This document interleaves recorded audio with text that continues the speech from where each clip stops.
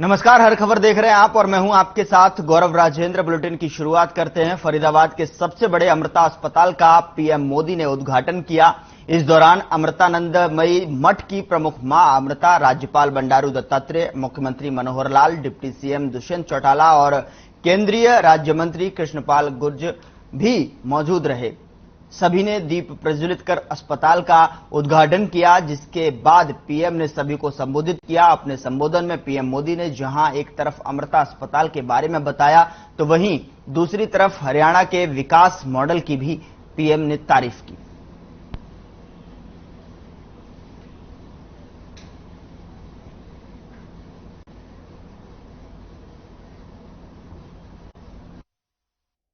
हरियाणा आज देश के उन अग्रणी राज्यों में है जहां घर घर पाइप से पानी की सुविधा से जुड़ चुका है। इसी तरह बेटी बचाओ बेटी पढ़ाओ में भी हरियाणा के लोगों ने बेहतरीन काम किया।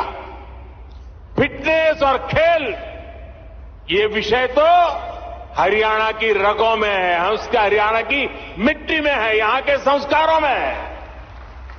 और तभी तो यहां के युवा खेल के मैदान में तिरंगे की शान बढ़ा रहे हैं। इसी गति से हमें देश के दूसरे राज्यों में भी कम समय में बड़े परिणाम हासिल करने हैं। हमारे सामाजिक संगठन इसमें बहुत बड़ा योगदान दे सकते हैं। उधर दिल्ली के हरियाणा भवन में बीजेपी नेताओं की बैठक हुई। बैठक की अध्यक्षता सीएम मनोहर लाल ने की। प्रदेश अध्यक्ष ओपी धनखड़ समेत सभी 22 प्रभारी भी पहुंचे। आपको बता दें कि बैठक में पंचायत चुनावों को लेकर चर्चा की गई। बैठक के बाद ओपी धनखड़ ने बताया कि पंचायत चुनाव को लेकर 22 नेताओं की ड्यूटी लगाई गई थी। जब चुनाव आयोग तारीखों का ऐलान करेगा, तब इस बात पर फैसला किया जाएगा कि चुनाव सिंबल पर लड़ना है या नहीं।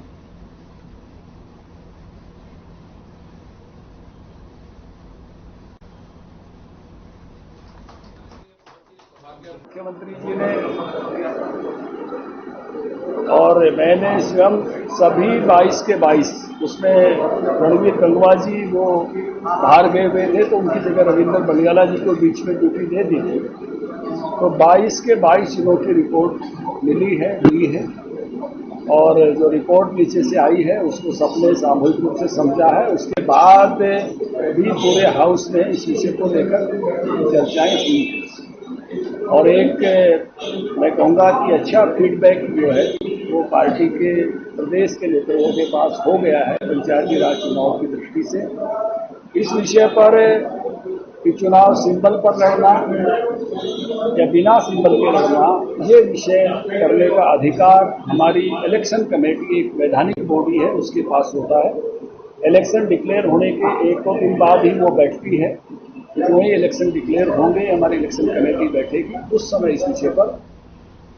राज्य की कई नगर पालिकाओं और नगर परिषदों के चुनाव हो चुके हैं, लेकिन कुरुक्षेत्र की थानेसर नगर परिषद चुनाव लटकाने को लेकर लगातार विरोध दल आरोप लगा रहे हैं, जिसको लेकर पूर्व मंत्री अशोक अरोड़ा ने प्रेस कॉन्फ्रेंस कर स्थानीय विधायक पर जमकर आरोप लगाते हुए कहा कि थानेसर नगर परिषद पहले ही भ्रष्टाचार का अड्डा बना हुआ है। वार्ड बंदी को लेकर और नया मामला उजागर हुआ है। अशोक अरोड़ा ने कहा कि स्थानीय विधायक के इशारे पर गुपचुप तरीके से वार्ड बंदी कर दी गई है और शहर की करीब 1.25 लाख जनता को इसकी भनक तक नहीं लगी।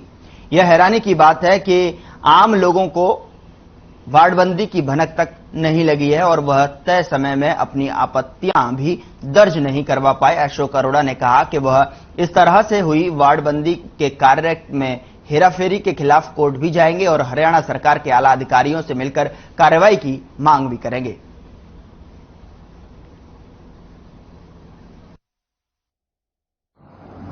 ऐसे कार्य कर रही है जिससे ये लगता है कि सरकार वेलफेयर के काम ना करके एक व्यापारिक सरकार बन के बैठ गई है। टैक्स कैसे लाने ये तो लगा देते हैं, जबकि कोई भी सरकार होती है वो पब्लिक के लिए होती है, पब्लिक द्वारा चुनी गई होती है। और शिक्षा और चिकित्सा और लोगों की सुरक्षा, अच्छी शिक्षा मिले, अच्छी चिकित्सा मिले, अच्छी सुरक्षा मिले, उधर अंबाला में डिस्ट्रिक्ट बार एसोसिएशन का कार्यक्रम रखा गया, जिसमें बतौर मुख्य अतिथि पूर्व मुख्यमंत्री ओम प्रकाश चौटाला ने शिरकत की और वकीलों को संबोधित करते हुए उन्होंने काफी ऐलान किए। चौटाला ने कहा कि अगर आने वाले समय में उनकी सरकार बनती है तो वकीलों को काफी सुविधाएं मुहैया कराई जाएंगी और आम जनता को मूलभूत सुविधाओं के लिए तरसना नहीं पड़ेगा। तो वहीं दूसरी तरफ उन्होंने सरकार पर भी जमकर निशाने साधे।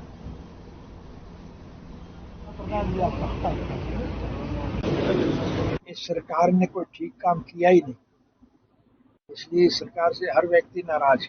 हमारी सरकार जब गई थी, हमने 2000 करोड़ से फालतू रुपया खजाने में छोड़ा और आज हरियाणा सरकार के सर के ऊपर 2.5 लाख करोड़ से ज्यादा का कर्जा है।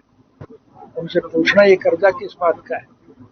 कोई विकास के नाम पर ईंट नहीं लगाई, स्कूलों में टीचर नहीं, अस्पतालों में दवाई और बेड नहीं, डॉक्टर नहीं, बिजली और पानी नहीं, किसान को खाद और बीज के लिए लाइन में लगना पड़ता है, जरूरियात जिंदगी की चीजों के दाम निरंतर बढ़ते जा रहे हैं।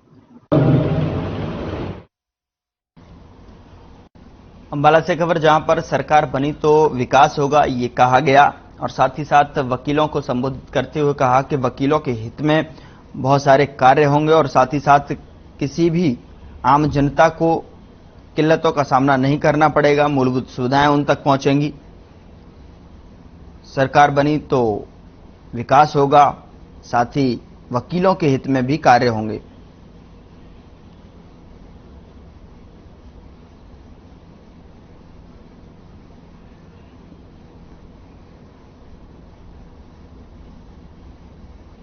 प्रदेश सरकार पर निशाना साधा ओपी चौटाला का।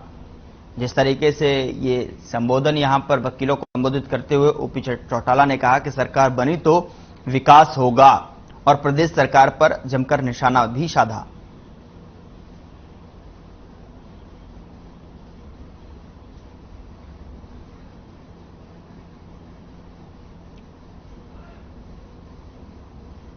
प्रदेश सरकार पर निशाना साधते हुए उन्होंने कहा कि सरकार कोई भी काम ठीक से नहीं कर रही है और साथ ही साथ वकीलों को संबोधित करते हुए कहा कि वकीलों के हित में कई कार्य किए जाएंगे। अगर हमारी सरकार बनती है तो वकीलों के हित में कार्य होंगे और साथ ही साथ आम जनमानस को भी मूलभूत सुविधाएं प्राप्त होंगी। अंबाला से खबर, जहां पर सरकार बनी तो विकास होगा, ये पूर्व मुख्यमंत्री ओपी चौटाला का जिस तरीके से संबोधित करते हुए कहा कि वकीलों के हित में बहुत सारे कार्य किए जाएंगे और साथ ही साथ आम जनमानस के लिए भी सरकार मूलभूत सुविधाएं पहुंचाने के लिए तत्पर रहेगी।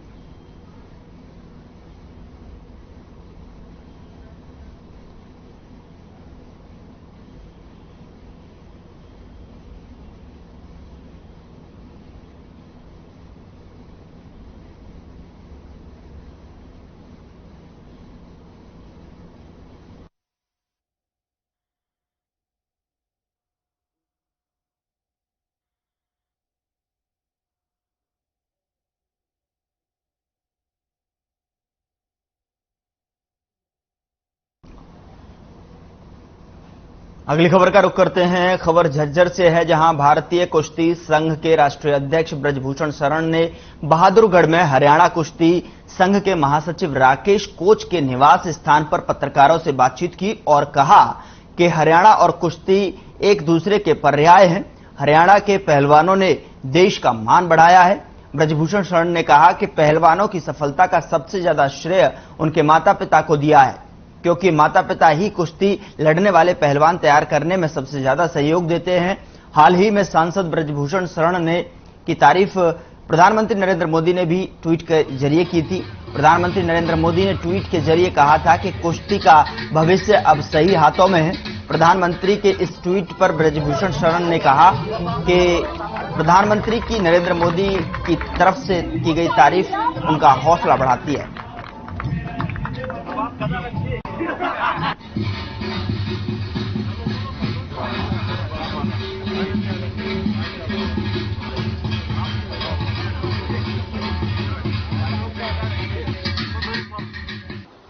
कुश्ती मतलब हरियाणा, हरियाणा मतलब कुश्ती,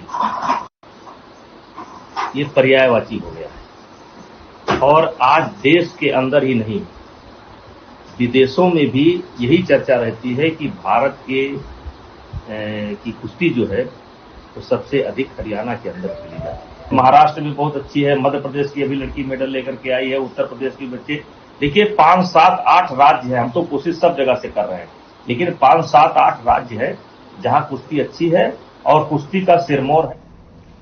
वक्त छोटे से ब्रेक का है, जल्द हाजिर होते हैं।